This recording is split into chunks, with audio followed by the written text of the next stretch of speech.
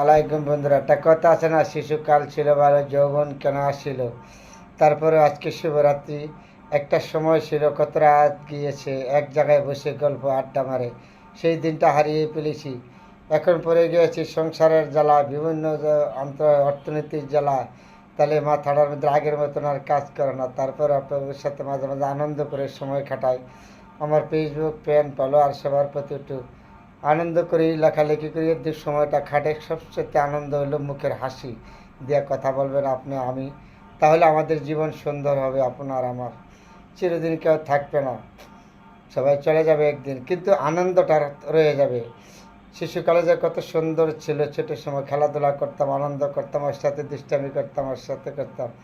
এখন কোথায় সে আনন্দ হারিয়ে ফেলেছি না, কারণ সংসারের দান্দায় পড়ছি, সংসার নিয়ে ব্যস্ততা থাকতে হয়, কর্ম নিয়ে ব্যস্ত থাকতে হয়, তারপরে মানুষকে সময় দিতে পারি নাই।